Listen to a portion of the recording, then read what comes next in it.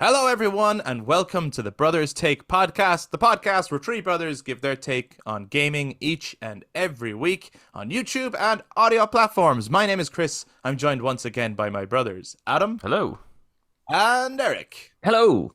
We are back in the room this week to give our take on the Final Fantasy VII Rebirth Junon Demo because this week is Rebirth Release Week. Holy shit! So that's going to be our main topic, and it's our kind of last chance to hype and talk about Rebirth before it's actually in everybody's hands. Reviews are out. Reviews have been shared everywhere. People have actually had a chance to play it, and now there's copies out in the wild. Be careful, everyone. There could be spoilers. Watch those searches. So we're going to be sharing our thoughts on the Junon demo, which we've all had a chance to play. That's our main topic, but we'll have a few other little things to talk about as well, just before we deep dive into that. But of course, as always, we want to hear your take on these things too. So if you guys are watching YouTube, make sure you jump down into the comments to share your thoughts. And if you enjoyed this discussion, give us a thumbs up, hit subscribe, ring the notification bell for all future content, including when we eventually talk about Rebirth when we're playing it. And to those who listen to us on audio platforms, you can also touch base on social media, Facebook, Instagram, and X at The Brothers Take, again, to give your take on everything we bring up in this week's episode. And just so you know, everything that we do talk about will be timestamped in the description. So if you find that you just want to skip straight ahead to the Rebirth stuff, or if you want to have a look at anything else that we end up talking about, you can use the timestamps to jump to the part of the conversation that you are most interested in. But without further ado, let's mosey. Okay, before we jump into Rebirth, just as a follow-up to last week's episode, very briefly, there was a Nintendo Direct, and at that Nintendo Direct, which we all knew was coming, they unveiled some of those games that Xbox said would be coming to other platforms, and then very soon after that, Xbox actually confirmed the 4 games, which are the ones that everyone thought they were going to be, actually. Hi-Fi Rush, Grounded, Sea of Thieves, and Pentiment are all coming to other platforms. I was actually surprised, though, because as I was watching the Nintendo Direct, I really thought, I was like, right, they're going to announce Hi-Fi Rush at this. And they didn't. They announced Grounded at it, and Pentiment. Now, Pentiment made a lot of sense to me. I played a little bit of that before. The art style and stuff is cool, and I can see it running on a Switch. Grounded, I was really surprised at. I was like, I would have thought that was coming to PS5, all right, but the Switch, like Grounded is kind of, I don't know. I would have thought it doesn't look as good on the Switch. I'll put it that way. Does it look a bit like Mortal Kombat 1 on the Switch, like? Yeah, that's not a terrible comparison. Like, I think it'll be it's a fun game, and I actually think the Switch audience would enjoy that game. You know what I mean? I think that those kind of players will enjoy Grounded. Unless you're arachnophobe. Unless you're arachnophobe. Isn't there a setting you can put on to make the but it spiders kind less of scary, and it makes them scarier or something? Kind does of, it do, yeah. Eric? It turns into big blocks or big blobs. So you end up having these like blobby things, but like with multiple blobs coming out of them that are like coming towards you. Yeah, that sounds just as scary, to be honest. But yeah, there wasn't a lot of games. I checked out the Nintendo Direct. There wasn't like a lot of games that would have stood out to me. There was one that had a really cool art style, but for the life of me, I can't even remember the name of it. But guys, if you watch the Nintendo Direct, and if there's any games coming to the Switch that you're excited about, get in touch, let us know. It was a partner Direct, so it was none of their first-party stuff. So it was only like third-party games, and more so games that are already out that are finally coming to Switch. That was more. The best announcement was Sea of Thieves coming to PS5. Yes, so I was going to ask, Eric, will you be jumping into Sea of Thieves on the PS5? Oh, sure, why not? We can all play again. Why not? Yeah. Fun times, why not? And I imagine that means Hi-Fi Rush is coming to the PS5. I'll give that a go too. Probably, yeah. I recommend it. It's a fun game. It's a fun game. I'll play that. I think you'd enjoy it. So we can play a bit of Hi-Fi Rush we can, and when we're jumping on Sea Thieves, we can try kill that Kraken. My God, that thing. If we come across it, you see. We'll make it our job. It'd be interesting to see what ways, because I've always felt that when we jumped to Sea of Thieves on Xbox, that it was a bit like, because we didn't join it since its launch, right? We just jumped into it with all these new expansions already available. I felt a bit like, okay, what do we do? Where are we going? Is this going to be like absolutely everything available on PS5? I wonder how the onboarding experience is going to be for PS5 players, or is it just going to be similar? Just here you go, have fun. Is it possible that they'll do crossplay? Oh yeah, I think that's confirmed. Yeah. Oh, that's confirmed. Yeah. Great, because I would imagine that some of the fun of it would be for Xbox players to have new players come in on come in on their games and stuff. So, that's great. That's awesome. Plus, it means that anyone who maybe it's already like, I mean, it didn't have the consoles can now play together. You know? can cross-play with PC already. Oh, okay. On Sea of Thieves. Or you can go into your settings and you can decide, you can get it to choose whether or not you want players who have keyboard and mouse to join you or not. In a competitive sense. But I think there's a new mode now. I haven't jumped into Sea of Thieves in a while, but I think there's a new mode that can remove PvP. Oh, really? Yeah. Which that's not a bad idea, I think, because there's enough content in there that if you wanted to just explore the game, like the Kraken, and there's enough enemies in there that it can get kind of annoying when you just have this player come along and just blow up your ship and you're like left. It's funny and it can be fun, but there are some times where you just kind of don't want that. Yeah, so it'd be a good way to try learn the ropes of the game, I suppose. Because if you're trying to learn and then you have these other guys and they blow you up and you're kind of like, back and you try learn the rules again and then they come around and blow you up again. So it'd be a good way to learn how to play, and then you'd be like, all right, let's ramp up the difficulty, bring on the other players. It's a damn fun game. Recommend great. it to anyone who hasn't tried out Sea of Stars before, or Sea of Thieves. That too, Sea of Stars. Check that out. On my mind. Yeah, Eric's been playing Sea of Stars finally, and I'm really happy about it. And I popped up to the house very briefly yesterday, and I could see what point in the game he was at, and I was like, oh, let's talk about it for a second. Cause I had no one. I played it all and I had nobody to talk about it. No one I know played the game, and I was like, "There's so much shit I want to talk about in that." So that's where that slip up came from. It's on my mind. But yes, Sea of Thieves. Jump into it. Let us know. And are you pumped for anything that's coming to the Switch that was revealed at Nintendo Direct? And how hyped are you for Hi-Fi Rush, which I assume is coming to PS5, and maybe they are holding off for it to come to the Switch too? Maybe we kind of theorized that, and it would make sense, I think. Especially because you don't want that game to take any kind of a downgrade. You know, you want that game to run exactly as it is, because it's a good looking game so long as it's running well. You know. So moving on from that, I wanted to talk about music very briefly. We don't talk about music a lot on this podcast, but sometimes territory. We do. Dangerous territory? You think so? Yeah. Super dangerous, man. Linkin Park, one of our favorite bands of all time, if not our favorite, released a song called Friendly Fire. It's out now.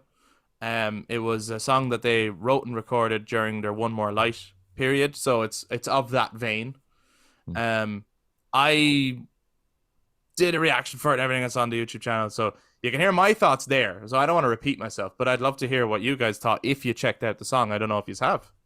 I did. I went on Spotify yesterday. I knew of Friendly Fire coming out. I kind of just didn't really click with me, even though I saw that you did a reaction video. It still didn't click with me that it was out. So I saw it there. It just popped up on Spotify. And I was like, oh yeah, okay, I'll play that. I didn't realize they wrote it during One More Light. Ah, okay. But listening to it, I was like, oh, well, this is very One More Light. Yeah. Sure, like, yeah, absolutely had that. And it is a nice song. Very One More Light, nice song. I wasn't like, it's still not as good as, and this is going to sound really bad because I forgot the name of the song, but you know that other song that they released? It was like the first one they ever re-released. Lost. It is called Lost. I was thinking. Last year. Yeah, Lost. Yeah. Yeah. It's still not the best song ever. Yeah. It's not as good as that, but it is a nice song to listen to, I think. Yeah. There you go. Yeah. Adam, what did you think of Friendly Fire?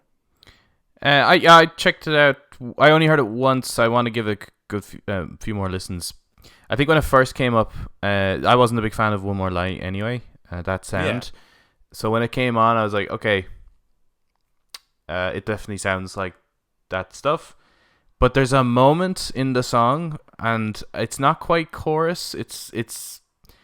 But it kind of ramps up a little bit, and it becomes a really cool melody.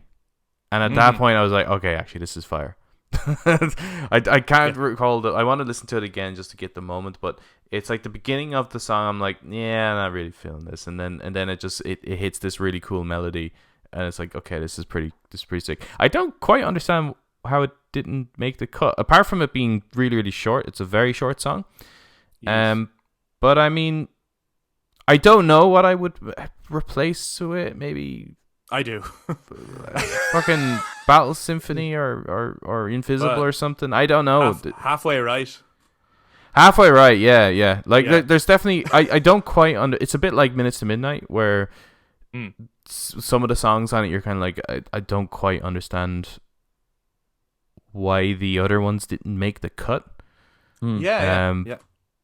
Which actually is just that's a fucking huge compliment to the song, really. And I think like that happens quite a lot with Linkin Park stuff. It's like the stuff that doesn't make the cut, it's not because they're bad. It's just for them, perhaps it didn't mean as much, or it didn't, or like with Lost, for example, they felt like they already had that energy with Numb.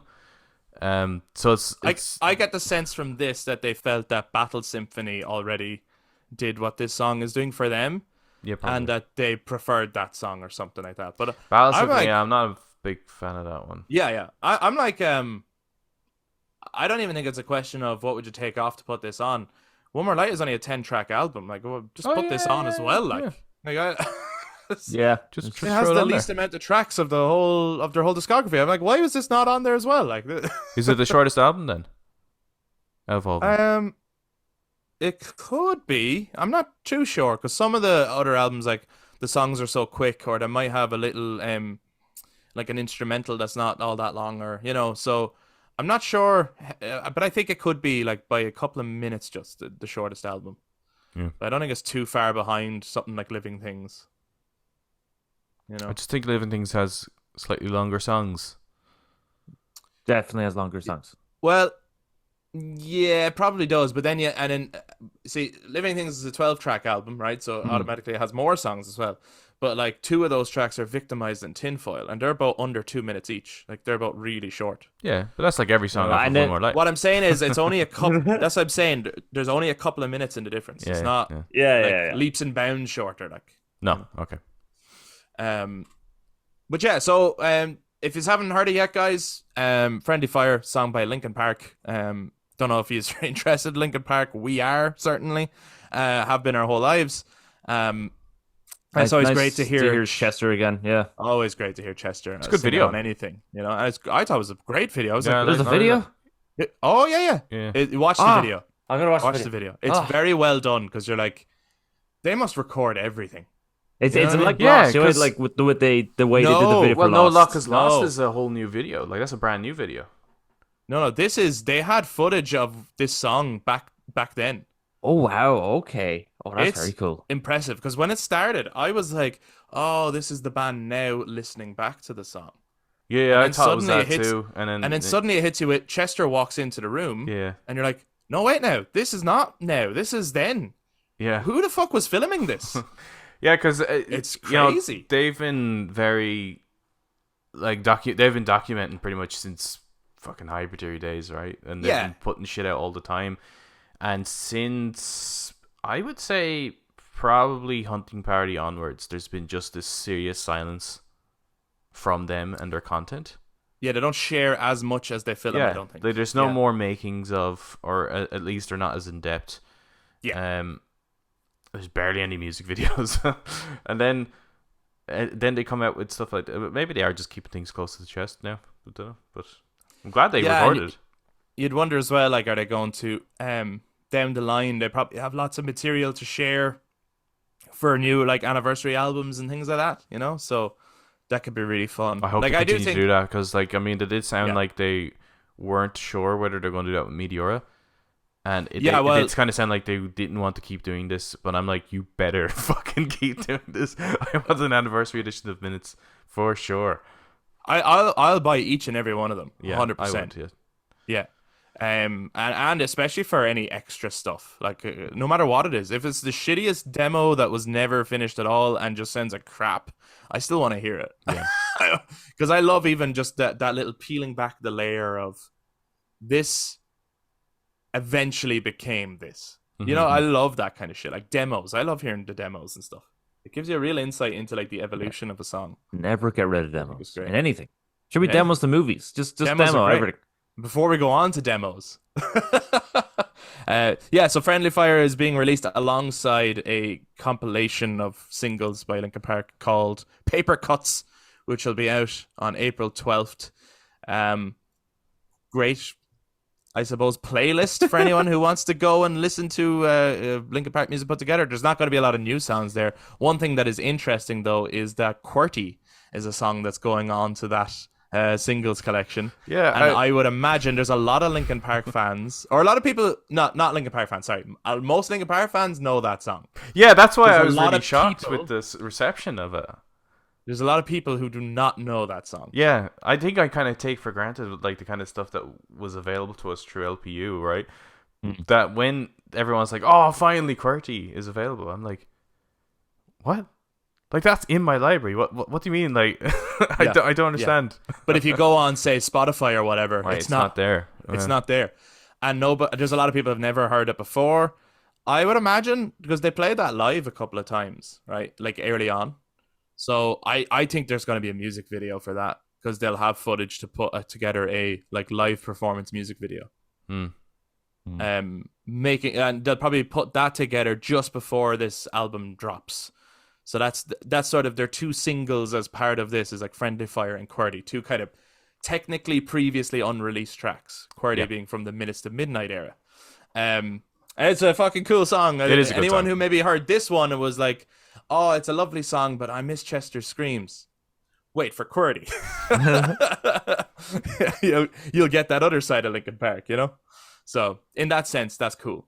Yeah. But a conversation for another day, maybe closer to release, is how do we feel about what tracks made this compilation and what would we have done instead? Because I do think that's doing stuff like that is fun. But I'd love to hear from people who maybe have seen the track list. Are you completely happy with it, or are you also pissed that there's nothing from the hunting party? Let us know. I've seen that come up a lot lately. Yeah, Everyone's yeah. pretty pissed that there's not one track. That's from the fucking hunting fair, party. like.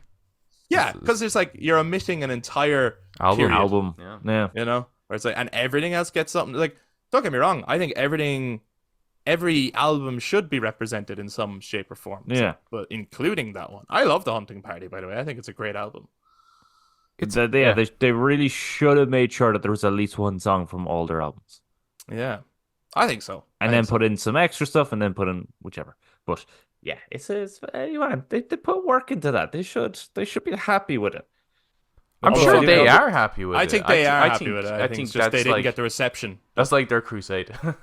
It's like it's like technically fucking brilliant, but like there's something slightly off with the sound, and then the fans didn't respond to it as well as they were hoping. No, yeah, I don't think so. But I did. But anyway, and actually, That's all that you matters. yeah, that is all that matters. We'll maybe revisit that another day. But if you want to get in touch and let us know what you think should be on the track list, and if you haven't seen it yet, go check it out. Paper Cuts, Linkin Park track list.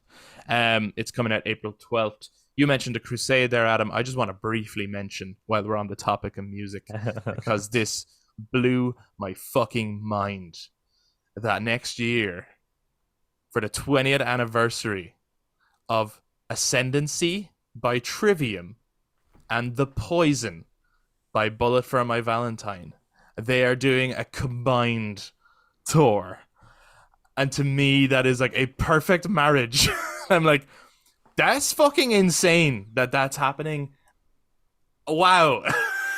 Like, and I'm a Trivium guy. I'm not a big Bullet guy, but I'm immediately brought back to my childhood of like, those were the two albums Yeah, The so many Poison's a people were solid album. listening to at that time, right? Oh yeah, and like Tears Don't Fall was a fucking anthem of like our era. So to me, it's just, and the amount of people I know who used to go to, this will mean nothing to most people listening to this at all. But But I'll say it anyway. but I'll fucking say it anyway. You know, we grew up in little Wexford town in Ireland, and there was a theatre called the Dunwara Theatre. May it rest in peace. It was knocked down. Shouldn't have been. And we used to go to music gigs in the Dunwara, and basically Ascendancy and The Poison was the soundtrack of everyone there. And the amount of people who used to go to those gigs who have messaged me going, man, are you going to... like, Right, yeah. which means they're planning on going. You know what I mean? Yeah. Like, it's fucking cool. There's been So kind of check- whispers that it's happening for quite a while, actually. For many years. Yeah. So I'm glad it's actually So if anyone it's happening. anyone who's into metal music who probably knows those albums, check it out. There's a tour coming. They did say they're going. At the moment, there's only a UK tour announced, but they said they are going to bring this worldwide. So, you know, keep your eyes out. They'll be going to Europe. They'll be going to the States. All that stuff. Asia, I imagine, as well. I think they said that they're going to go everywhere except Antarctica. I think that was the joke. But it has me feeling like a kid again. You know what else has me feeling like a kid again? Final Fantasy VII Rebirth. Let's get on to the main topic of this week. We obviously had the Nibelheim demo before, and now we have the Junon demo.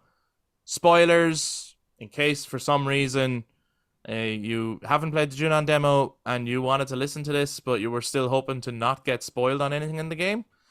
We'll be talking about the Junon demo, so there will be spoilers for that section of the game. But I think there was a note that said that the demo is slightly different to the actual game, but I think that's only in the what's available to you gameplay wise. I think the cutscenes and stuff are the Probably final. the same, yeah. You know, so Well, just yeah, because slight spoiler warning for the Junon section, just so you guys know.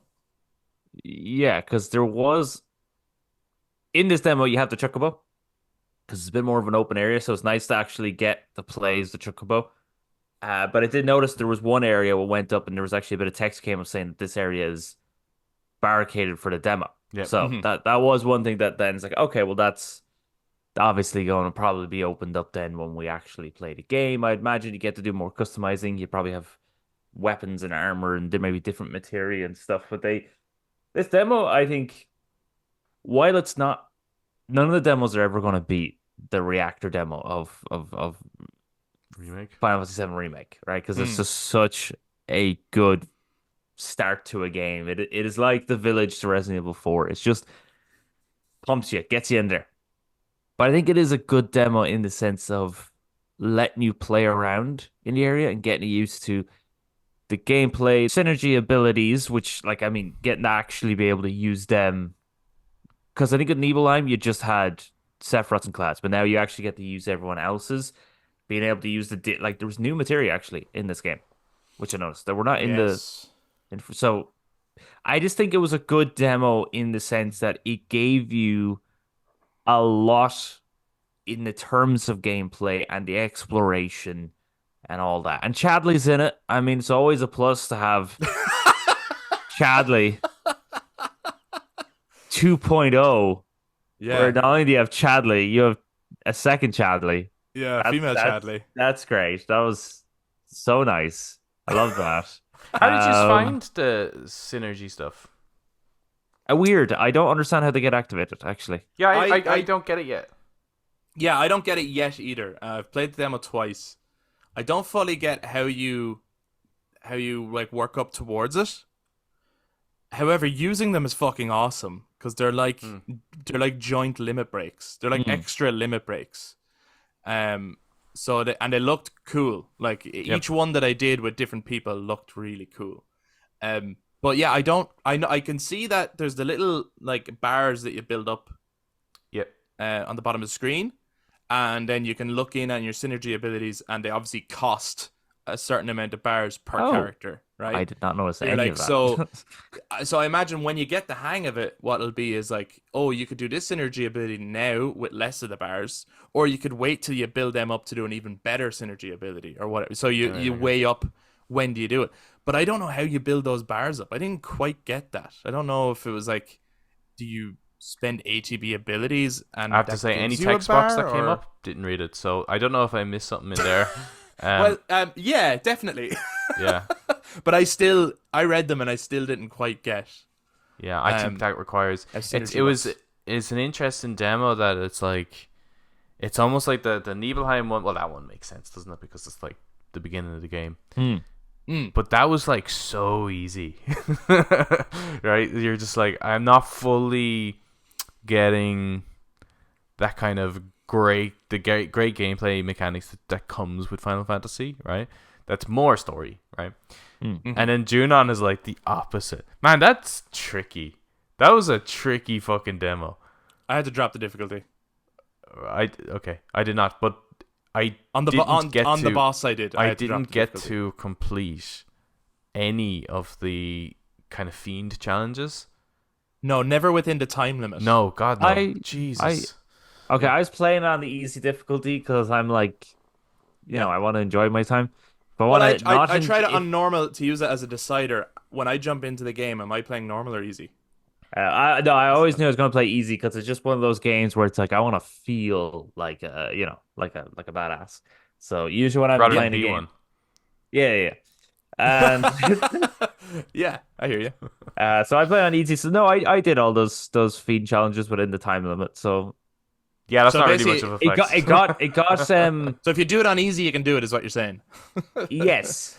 Yeah, I kind of feel like there were still times though where it was like I actually thought I might not have. Yeah. Like I managed to just get it. Just oh, in time, cool. Okay. One or two of them. Yeah.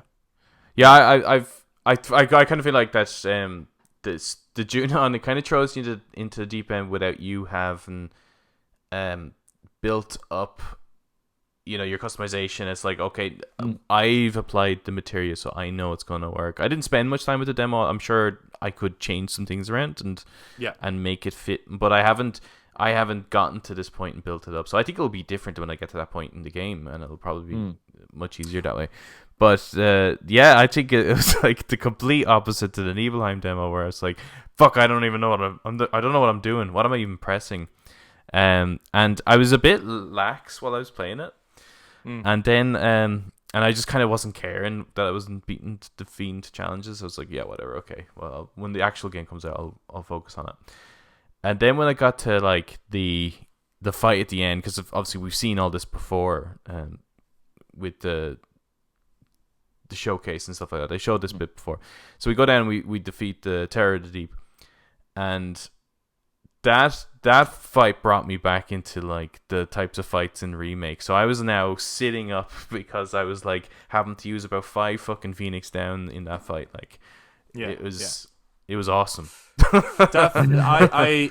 The highlight of the demo for me was like I enjoyed exploring around and all, but it was so obvious that you are restricted in your exploration. Certain places you can't go. I walked up to the big wall where clearly the Chocobo is supposed to be able to walk up that wall, and I tried everything to get it to do it, and it wouldn't do it. And it's like, okay, so clearly in the demo they're not letting me go up there.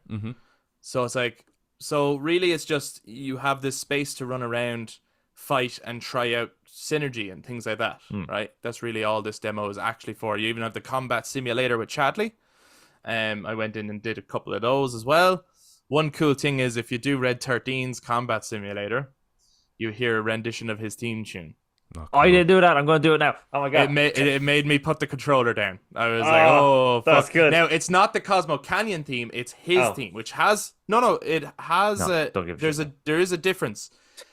It sounds like Cosmo Canyon, but there is a difference. Very cool. You would have heard a bit of it when you met Red XIII in Remake, right? But anyway, so that was really cool. And if you do all the challenges around the place, if you take on all the beasts in the area, it will unlock other fights to do in the simulator. It does, yep. So then you can go back and do those and take those on as well. So there's a little bit of like, if you want to get more out of the demo, you can. But I also felt like you were saying, Adam, that like I felt like I was playing someone else's game. Like I felt like I tried, like, here, take the controller, pick it up, and I was like, man, I don't know your loadout. I don't know like how you got here. I don't know any. So there was an element where I felt a little bit disconnected from it, where I was like, I just can't wait to play the game myself though, and get to that point and have all the equipment that I decided to equip, have the materia exactly where I want it. So that kind of thing, you know, it's like I'm enjoying the gameplay, but I feel very much like this is just in the middle of nowhere, you know. However, the highlight of the demo for me was getting under Junon. And like as soon as the demo ended, I was like, please don't. I just want to walk around. I want to explore that place. Yeah, like same. I just want to explore it.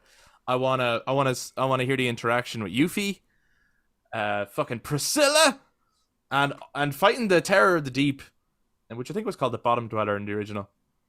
Yeah, I'm glad they changed the name. Yeah, it's and it was a great fight.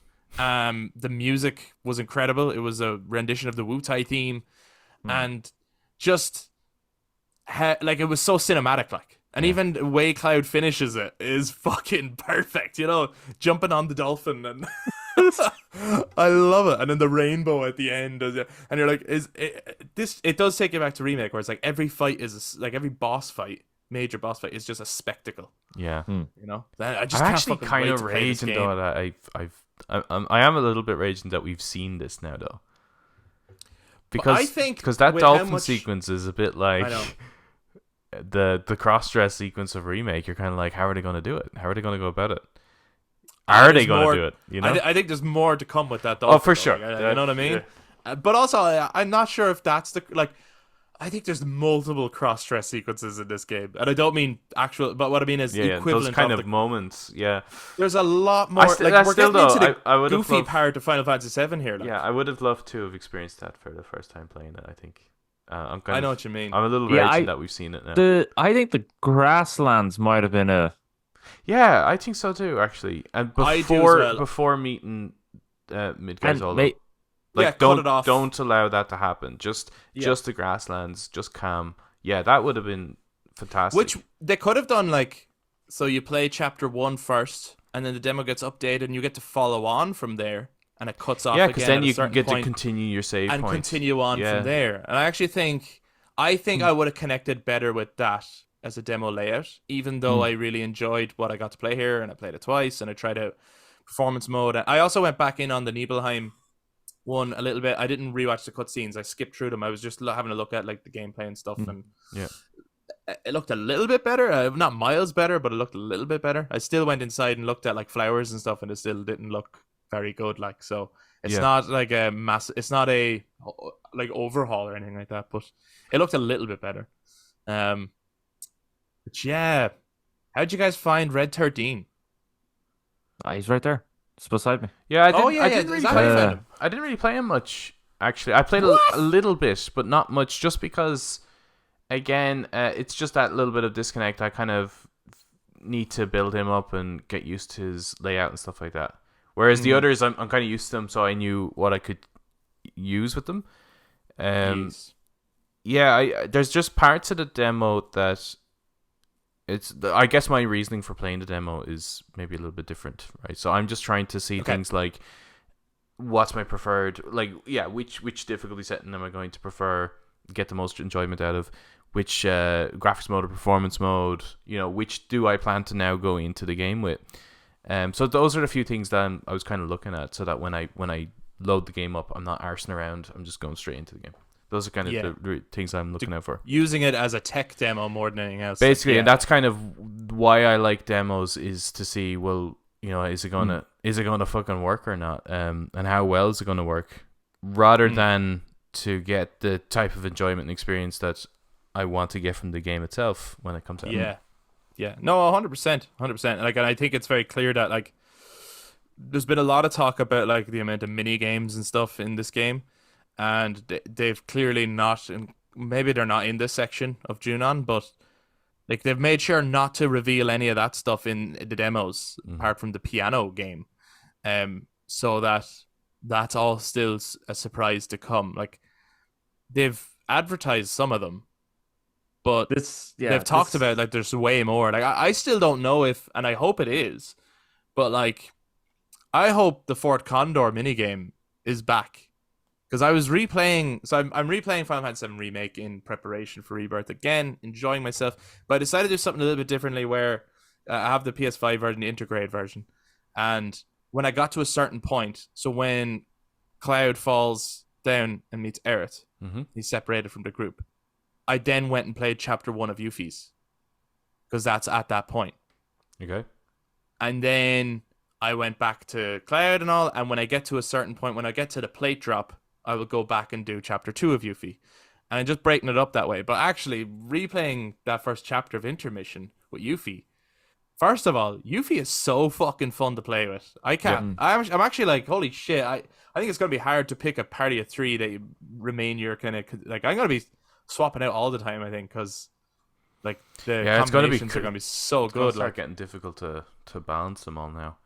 Yeah, but the Fort Condor mini game is fucking incredible. It's good. It is good. I loved it. I was like, I'd play this on mobile. Do you think that is the first time we actually encounter Yuffie in the game? Yeah, I think so. But I kind of forgot it actually. I forgot that actually where they introduced her in the demo. Right. Yeah. So when I saw it, I was like, oh yes. And it just seems a bit late nearly, didn't it? I don't know if she's going to automatically join your party though. Late? Yeah, I just mean in terms this of game. no, just because of like what we were theorizing as to how you end up losing your stuff to be able to upgrade yourself again. Right, which they're clearly not doing. They're obviously not doing that, and that just seemed like a really unfortunate waste. You know? Yeah. Unless they're obviously not using that as a reset, but they still might do a character moment where, like, you help Yuffie, and then she steals your shit, and she does steal your shit, and then this is where you encounter her again.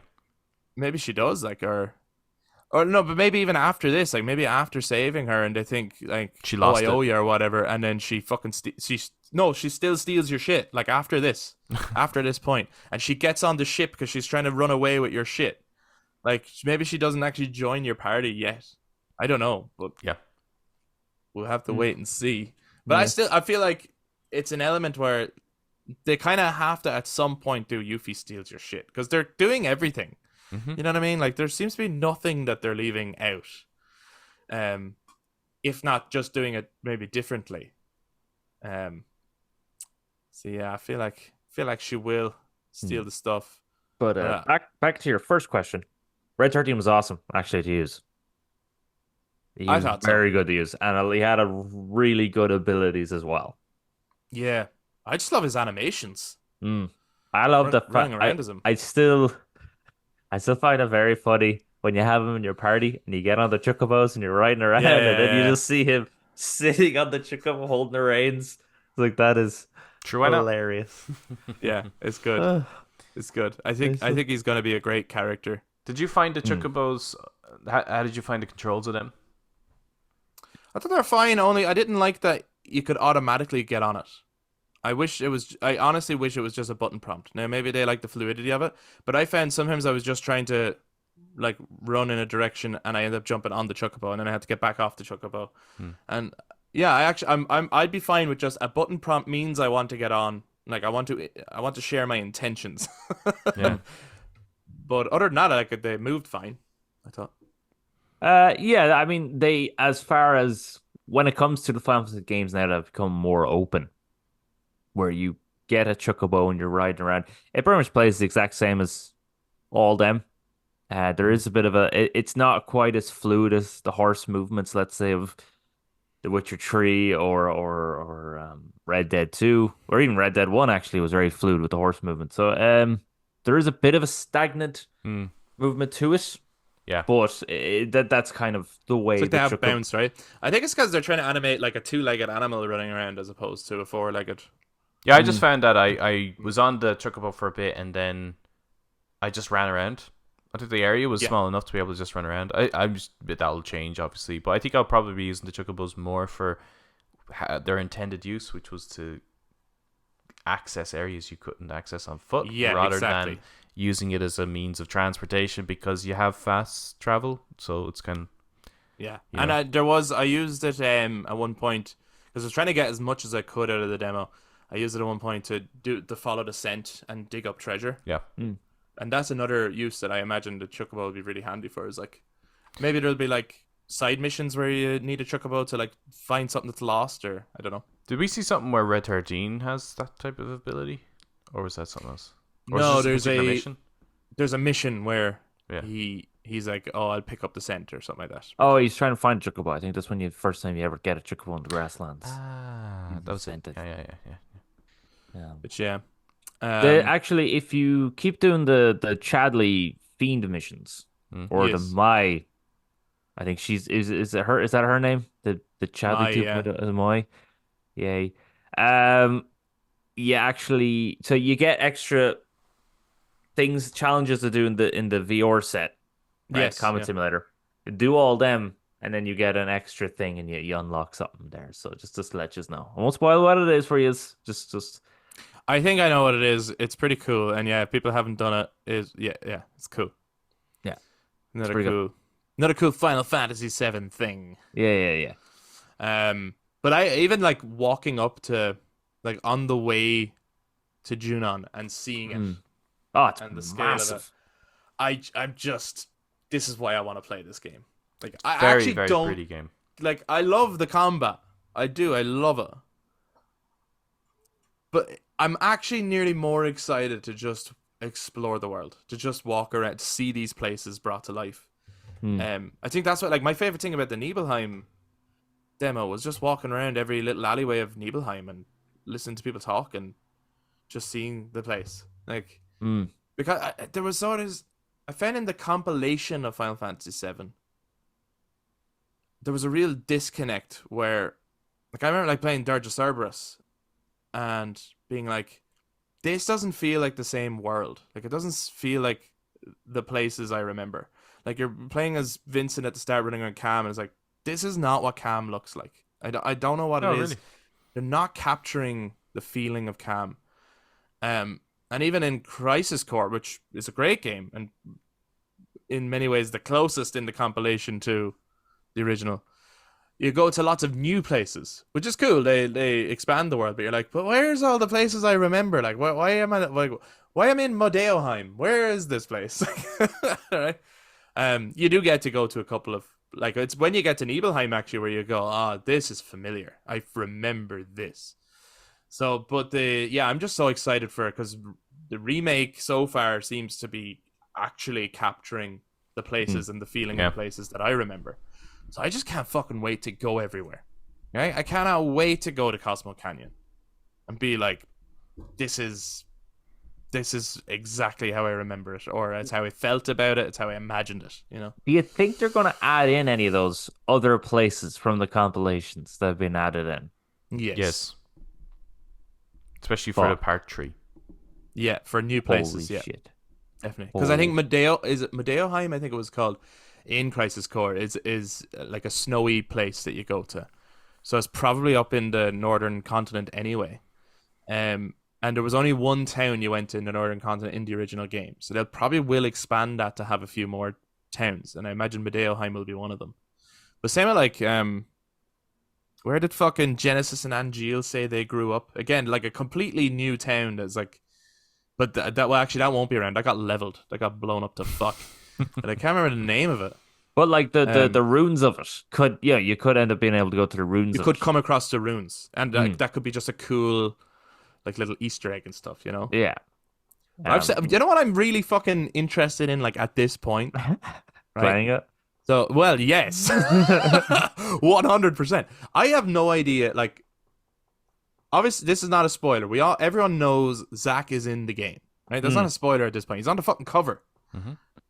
I have no idea if we play as him, though. No. They haven't shown that at all. They've shown him in cutscenes. But I have no idea. Do we control Zack, or is it just cutscenes? Like, will there be a point where we are controlling Zack, and what does that play like? Or does that mean, do we explore Midgar again? And so, therefore, is it Midgar and all the rest of the world? Well, if they introduce another intergrade between this one and the third one, but it's Zack. Yeah, that might be interesting. And very doable, because you're just using kind of Cloud's attacks and animations, really, right? I think they'll change it. Just a little bit. Yeah, just a little bit. Well, give him a few of his own, right? You gotta. Yeah. There's one. I have a couple of little nitpicks. There's one thing that they've changed or a couple of things that they've changed that when I'm playing the remake and then I'm playing bits of this, I'm like, oh, I don't really like that. One of them is when the menus come up, you used to push the pause button to exit it. So I'm so used to doing that. So I started doing that here, and it would actually just pause the game. Then I have to come back out of that and use circle to exit it. It's a small thing, but when you're in muscle memory mode, going from one game into the other, it's like, why would you change that? Why wouldn't you just map the same button? There's a few changes here that I just don't see why you did it. Why not just continue? Cloud's roll animation. Yep. I don't like it. I don't like the camera. The camera feels further away. The camera's further away. Yeah. Yeah. I preferred the closeness in the remake. Yeah. I'm sure after a while of playing it, maybe that'll change, but there's just something about it that feels less. It might be due to the openness of the world. Probably. And there's probably confined locations in the story where the camera will pull in. I mean, more in combat, for the combat reasons. I think the combat pulled in really, really close. But there was huge areas in Remake. You're only ever really fighting in a kind of an arena anyway, because you can't run too far away. Yeah, true. So, I mean, like when you're fighting like Hell House, for example, like the close, I really like the closeness of the camera. Just felt really, really cinematic. Fucking Hell House. But it took me a while to kind of. When I say a while, it's more just kind of I don't understand why it's there and not here, to swap out party members. I don't understand why I can't just go into party and swap out party members. That I need to. In fact, I don't understand why you need to go into what is the point of the party menu really, because all it's given me is just like the pictures of them, I guess, and a couple of stats, but I need to go into combat settings now and then choose edit and then change my party members. It's like, this is really strange. I don't recall it taking that long to choose party members. You never had a choice in the first one at all. No, at no point. Okay. It always dictated who you played as. So this is the first time that you get to do that. I do like when you have your loadouts picked, I do like how quick you can, like outside of battle, you push the commands button and then I think it's just R1 or L1 to swap which loadout you have. I like that. I'm wondering as well, because like it's so clear that they're building on what they've done before with each installment now. Like having synergy abilities is building on from what they had before, and having the party be more battling interactively together, right? And on that thought, I was like, because I still feel like so when they haven't done much new with summons yet. You summon, the summon is there fighting with you, and then it does this big move. And I'm like, man, what if for part 3 they could do synergy with summons? That would be class. How sick would that be, though? I think they need to kind of be careful a bit with how much they're adding to gameplay, because I think with Remake, I actually think that is the best gameplay-wise out of every Final Fantasy, hands down. And the more complex you make it, I just think Remake was at such a beautiful sweet spot that some of the things that they're adding here, it may be different when I'm playing the game. Yeah. But at the moment, I'm like, there's a little bit of kind of... There's enough in Remake that it's complex enough to master, but not too complex to learn. But here, there's so much to balance, and I hope they don't go any further with it. Like for the Final Fantasy Remake project, the one thing you do not need to expand on is actually its gameplay. Its gameplay is fucking solid. It's the other stuff, like its missions, even the combat challenges are a nice addition. The world, obviously, it being open world is a different thing. The traversal, there's a lot there. I don't think they have that down. I think that's messy. Maybe it'll depend, like, when we have as well, like, because the different chocobos have different abilities and stuff. Maybe some of them will feel different.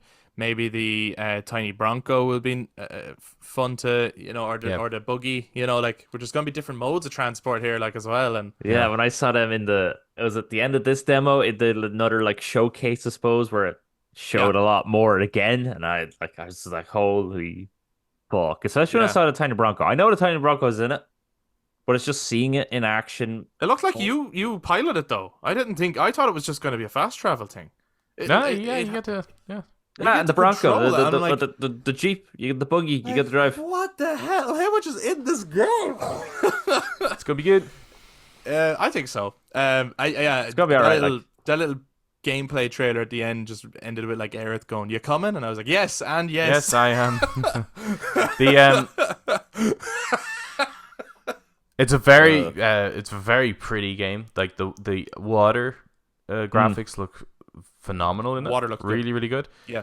I think I will be playing this in graphics mode because it doesn't look like they didn't address the issue of performance. There is an update, but the update hasn't really addressed the problem with the performance. And I kind of feel like, if performance wasn't really up to scratch in the first place, why offer it? Yeah, I the probably graphics will mode play is in graphics mode too, because it's not like the combat is like fast and active, but it's not. This is not like the fastest game ever. Like, there's a lot of stopping to choose your commands and do inputs and stuff like that. Like, and the traversal is kind of. This isn't like Spider-Man where you're whipping around the place or anything like that, or flying. So, I actually think like make the game look as good as it can, and then enjoy it. Like, so yeah, I think I'd probably play in graphics mode. Yeah. Did you guys try swimming? No, you can swim. You can swim. I swam over to an island and found a chest and loads of items, and you can swim as well. Very cool. Where? What? How did you get down to water? I just explored I got to the edge and I kept going down the cliff and then got into the water and swam. Excellent. Did you And try I got to like look at Red XIII's animation swimming beside me, and it was brilliant. when you get to the Chocobo Ranch there? Yeah. Fantastic rendition of the Chocobo theme, by the way. Oh, yes. The little kind of sprite trail thingy. Yeah. What the fuck? What's that all about? So I think this game is going to have a slight Ghost of Tsushima animation thing, where it'll have stuff to draw your eye towards key points of interest. Right. And I could have sworn I saw in the state of play there was another point where like Cloud was walking and like a bird flew around his head and then started flying somewhere.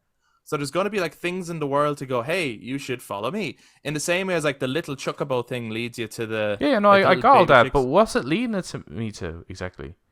The ranch. The ranch, But I was already in the ranch, and then this... Yeah, I know. It's very weird. Then. I don't know. Because I was like running around that ranch for fucking ages going, like, what? Where? Like, what do you want? Okay, I see. Yeah. Yeah, because it goes to pretty much the center courtyard of that ranch. And I did the same thing. I went up there and I was like, there's not... I was like John Travolta from back in Pulp Fiction. I was like, what? There's nothing here. Yeah. Okay, I suppose you're just saying there's a ranch here. I mean, Honest the to writing fuck, did the job. most of my time spent in that demo was running around that ranch trying to figure out what the fuck that thing was leading me to. I was checking every door. I was checking, like, trying to get onto the roof and stuff. I was like, what do you want? Yeah. But I customized the Chocobo. That was nice. I gave him the full scorpion the plated scorpion armor, armor. and you can change the color of that stuff. And I was like, wow, that's nuts. Yeah.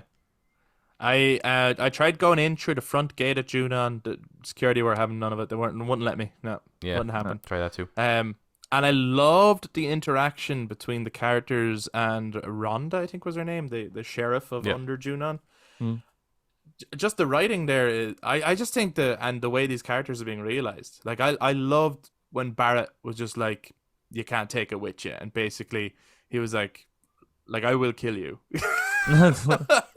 if you give us up, kind of thing. And there's a nice hint out of it when she was just like, look at, like, yeah, I could get rich right now, but we hate Shinra, and you don't even get how much we hate Shinra. Come on in. Like, now I'm like, I just want to play beyond that cutscene. I want to know more about what's going on here. I want to know how they've expanded this little part of the game. And this is only one little town that you're going to just pass through, basically. I'm really starting to get the vibe that Shinra are just not good people. Yeah, I don't know. I'm starting to think they're kind of dicks. Yeah. Well, I like, because even seeing the freaking parade again, when you're finished with them to show more gameplay, they show the parade, and then like Junon, it's Upper Junon looks Junon? huge. Who the fuck are you? Junon. Junon, yeah. Yeah, Upper Junon looks massive, Yeah. and even under Junon is much bigger than what it was in the original. And it's like again, that's one location, right? Like Mm. that's not even all of that area because again, there was a pathway. It said this area is locked for the demo.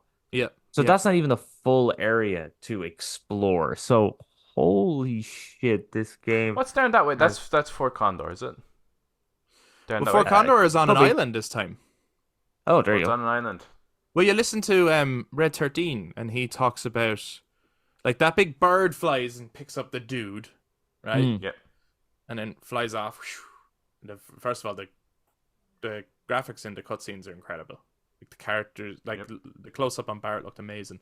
But so that flies off, and then when you're riding on the chocobos, Red XIII has a bit of dialogue where he's like, "There's a legend of a great condor who rests on a reactor on an island."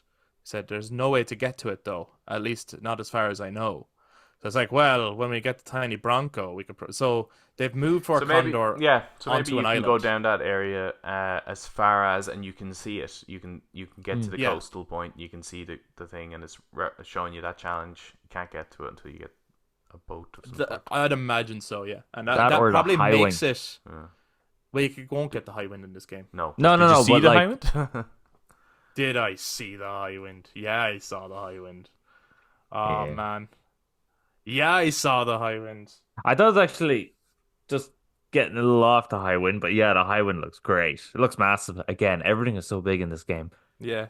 But when I was doing a bit of combat, run around, I was fighting. I think I was fighting some orcs or something like that. No, I was fighting one of the big giant birds. Right? Oh, yeah. And it did like its big wind blast or something. And I rolled out of the way, right? I think I was using Aerith and Red 13 at the time. And I rolled out of the way, and all I hear is Barrett going, "Ah!" And I looked, and Barrett and Tifa are kind of running around the battlefield. Yeah, they they're there. can Yeah, get- you can see them. I they- think that was they good get- integration. They can get hit, but I don't think they get damaged. But I thought that was really funny. Yeah. just have It's them- cool. It kind of But yeah, shows like interactions. I don't know if you want them to keep going with these remakes, but like it is good proof of concept that they could do things like Final Fantasy X.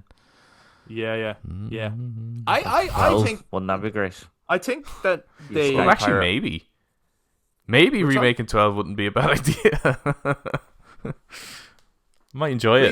Please don't greenlight that one first. Please. Not like- first, but no. Bonkers, now I no, want to be a six. Sky Pirate. Six will probably get the. Katase was asked about a remake for 6, right? Yeah. Which is obviously another one of the fan favorites. Yes. And he said in the interview, he went, "I don't know." He said to remake 6 in the way that we've done 7, like to expand it that much, he said, will take like 20 years. He's like, I don't know if we're willing to commit to that. But I do That's think fair. that if they're to remake other Final Fantasy games, I don't think they should all be done this way. Do you know what I mean? Like, I don't think they should necessarily No. all be broken up into trilogies and then No. be, like No. expanded in such a large way where it's like so massive. Like there's rumors of a Final Fantasy IX remake, and I actually think that one should be a one and done. Not for disrespect to Final Fantasy IX, but I just think that you could keep that adventure kind of one tight long. Like it'd still be like over 100 hours over like to complete it and stuff. But I do Yeah, think I mean, that- 7 being broken up in the tree, they didn't have to do it that way, and they could have just No. kept. They just kept to the game structure. It's so clear that the only reason they did that was due to there was early development issues. It was probably never going to get off the ground if they didn't just release it. It's probably a similar situation to the way Ground Zeroes was to Phantom Pain. We need some form of financial return on this as we're developing it, so to deliver it in parts. So it did make sense to deliver it in parts for this particular project, but I agree, going forward, you don't need to do that with every Final Fantasy. No, I don't think so. Yeah. Now that they would be long, they would all be long, but that's okay. Yep. You know. Yeah. That's okay as well. People have grown to expect that from such large RPGs that they would be. You have to have your long games. over 500 hours long, like, content. Indeed. Yeah. Well, look at this point, we're a few days away from the release. At this point, what are you most excited about as we begin to wrap up this episode? Eric, what are you most excited about for Final Fantasy VII Rebirth? Okay, so really, in all honesty, the thing that's the Cosmo Canyon. It's the music. I want to hear that fucking music because the minute they played, just hinted at it in remake, I was like, ooh, that's a good. So yes, Cosmo Canyon. Other than that, it is just seeing the integration of each location and the integration of the characters. Because this time, like Yuffie is not an optional character, so it's seeing how they're roping in all of them into the actual story as well. Very nice. Adam, what are you most excited about? Just like the Italian Senate, Costa del Sol. What? I've seen the screenshots. Yeah, Costa del Sol looks great. Sure it is. The Italian Senate. Fuck's sake. God damn. For me, I am most excited to see how Sephiroth is integrated into this story. I'm most excited to see like what way will he fuck with Cloud, and I hope they go for it. I really do. Don't know if they will, but I really like it. So from trailers, it looks like there were some little clips where it really looks like he is going to. And I just want to get back to that really scary Sephiroth from the original. The reason I told people all my life that he's one of the coolest villains ever, and they were just like, yeah, whatever. I've seen him in like Smash Bros and stuff. It's like, no, like that's cool and all, but that's not like there's more to him than that, you know. So I'm really excited to see how Sephiroth is integrated in the story. And last chance from everyone, because then eventually we will all know soon, right? Spoilers for the original Final Fantasy VII, but at this point, guys, sure everyone knows, right? Eric, does Aerith die? This is our last chance to predict it. I'm going to say no because the demos are starting to hint towards it. Oh, okay. I think the demos are hinting. Well, they're hinting towards Aerith dying, and they're also slightly hinting towards Tifa dying. But yeah, I don't think any of those two are going to die. Okay. Adam, does Aerith die? I think yes, but it wouldn't necessarily be the last you see of her. Yeah. Okay. All right. I think I'm leaning into that as well. Yeah, I think yes, but how about this? I'll go for this one. Yes, they actually used the Phoenix down. Yeah. Yes and no, because Aerith is possibly in two timelines. So maybe she dies in one and not the other. I'll go for that. That's what I'll go for. So yes and no. Or maybe. Well, guys. Sorry. What were you gonna say? No, I was about to say that maybe Sephiroth kills Aerith in the past, so she just disappears in the future. And oh fuck! What the hell?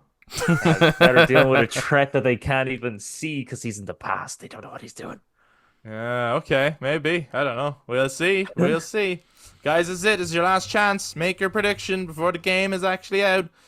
Does Aerith die? Lock it in, and let us know what you think. Let us know what you're most excited for in Final Fantasy VII Rebirth, and what did you think of the demo? Are you enjoying the synergy abilities? Did you like playing as Red XIII? And do you like how they've brought Yuffie into the story? Do let us know. If you enjoyed this episode and you're watching this on YouTube, make sure to give us a thumbs up, hit subscribe, and ring the notification bell for all future content, including when we do talk about Rebirth, when we're all playing it.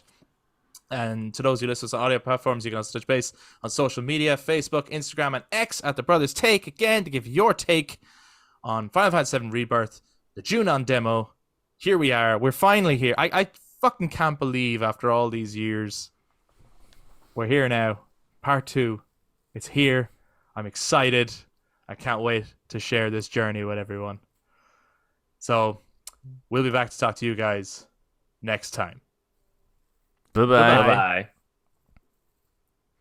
You know, it would be really fucking cool Yeah. if the game ended not with the bang, not with the big fight, because you're kind of like, you can't have a fight with Sephiroth every time, right? Yeah. If the game just ended with that sword coming down through, you see it go through and it just cuts. Cut to black. That Man. would be fucking amazing. That would and then you're just left with the credits. And even like I am the now song going to doesn't- be upset now if that doesn't happen. I think It we're gonna probably be wouldn't, upset. but I think we're gonna be upset anyway. I don't know. I just have a feeling. right, there's no way you can live up to that moment, I think. I just think like they're probably gonna do something similar to what they did at the end of Remake, in the hopes of people talking about it for a few years again. That it'll be But that something would- convoluted. But that as an ending would just be like Last of Us Part 1 style end, you know? The way that that just gets you going, what the fuck does that mean though? What does it mean? Yeah. You know? Yeah. That'd be tasty. I would love that. That'd be tasty. I just actually during the demo, every time like Chadley talked or saw Chadley, I was just brought back to the girlfriend reviews where it was just like, oh yeah, Chadley, why don't you take a picture of your Google glasses? Maybe it'll last longer.